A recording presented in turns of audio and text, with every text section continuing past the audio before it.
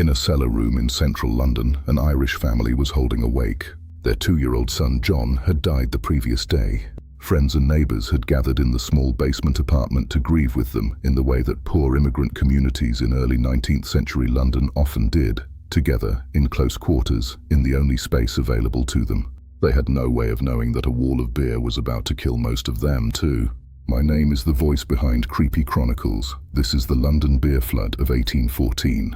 And every detail in this investigation comes from the surviving coroner's inquest record, contemporary newspaper reporting, and confirmed historical accounts. The Horseshoe Brewery stood at the corner of Great Russell Street and Tottenham Court Road, in an area of London known at the time as the St. Giles Rookery, one of the city's most notoriously overcrowded and impoverished neighbourhoods. Home largely to Irish immigrant families living in cramped, subdivided tenement housing, often with entire families occupying single cellar rooms beneath the street. The writer Charles Dickens, describing the same district less than 2 decades later, depicted wretched houses with broken windows patched with rags, filth everywhere, and entire families crowded into single rented rooms. In conditions that gave the neighbourhood its grim reputation even among Londoners accustomed to seeing genuine urban poverty. It was, by every contemporary account, among the poorest and most precarious places to live in the entire city. In 1810, 4 years before the disaster, the brewery, owned by Moore and Company, had installed an enormous wooden fermentation vat on its premises. The scale of it is difficult to overstate. The vessel stood roughly 22 feet tall, equivalent to a building several stories high, and was bound together by enormous iron hoops, the largest of them weighing approximately 700 pounds each. At full capacity, it held the equivalent of more than 3,500 standard barrels of brown porter ale.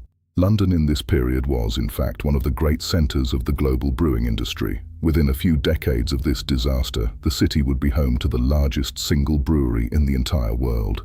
Vats of this scale were, by the standards of the trade, simply how the business operated. Enormous wooden vessels, packed tightly together inside working breweries scattered across the city. At around 4:30 in the afternoon on Monday the 17th of October, 1814, the brewery's storehouse clerk, a man named George Crick, noticed that one of those massive iron hoops had slipped loose. Crick was not alarmed. According to his own later testimony at the inquest, hoops slipping in this manner was not unusual at all. It happened, by his account, 2 or 3 times every year, without any serious consequence following. He reported the issue to his supervisor as a matter of routine. He was told that no harm whatever would ensue, and was simply instructed to write a note to one of the brewery's partners. Crick wrote the note. He did not yet know it would be the last normal thing that happened at the Horseshoe Brewery that day.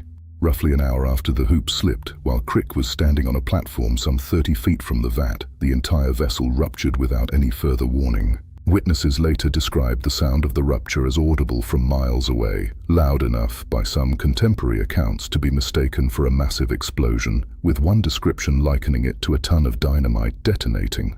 The force of the released beer was so violent that it knocked the stopcock clean off a neighbouring vat, which immediately began discharging its own contents. In total, well over 500,000 litres of beer burst from the brewery within moments. The force of the flood was strong enough to collapse the brewery's own rear wall entirely. The beer then surged directly into the surrounding St. Giles streets in a wave that witnesses estimated at somewhere around 15 feet in height. Not unlike a localized tsunami, except composed of beer, moving directly into one of the poorest and most densely packed residential areas in the entire city. The neighbourhood had no possible way to absorb an impact like that. Houses in the immediate area were old and poorly constructed. As the wave struck, it physically demolished structures, collapsing at least 2 houses outright. In the cellar on New Street, where the wake for 2-year-old John Saville was taking place, the family and mourners had no warning whatsoever. The wave struck the building with enough force to collapse sections of it directly down onto them. Several of those gathered there drowned almost immediately, trapped beneath rubble and rising liquid in a confined basement room with no possible avenue of escape. Behind the nearby Tavistock Arms public house, a 14-year-old domestic servant named Eleanor Cooper had been scouring pots at an outdoor water pump in the shadow of the brewery's own 25-foot brick perimeter wall. The official list of the dead included Eleanor Cooper herself. It included Mary Mulvey, age 30, and her 3-year-old son, Thomas Murray. It included Hannah Banfield, just 4 years and 4 months old. It included Anne Saville, the grandmother of the dead toddler, whose wake had drawn the family together. It included Sarah Bates, aged just 3 years and 5 months. It included Catherine Butler, a widow of 65. Searchers recovered the bodies over the following hours. Elizabeth Smith was found first, around midday, in the ruins of a collapsed first floor. Sarah Bates, the youngest victim, was found roughly an hour later. In the immediate aftermath, the disaster attracted a grim form of public spectacle. Some grieving families reportedly charged members of the public a small fee to view the bodies, a practice common in the period's poorest communities. A formal coroner's inquest was convened just 3 days later. After hearing all the evidence, the jury returned its verdict. The 8 victims, they concluded, had lost their lives accidentally, in modern terms, an act of God.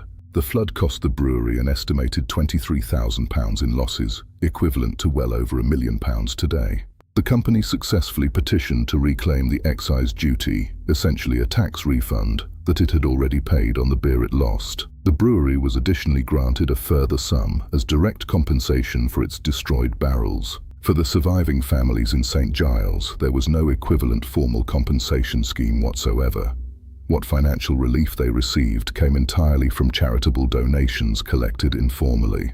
The site itself was eventually redeveloped, and today a public house stands roughly where the brewery's gates once opened, a small, easily missed reminder of what happened there over 2 centuries ago. Creepy Chronicles investigates the disasters that reveal exactly who industrial society was and was not built to protect. Every Monday, Wednesday and Friday. Real, documented, told without apology.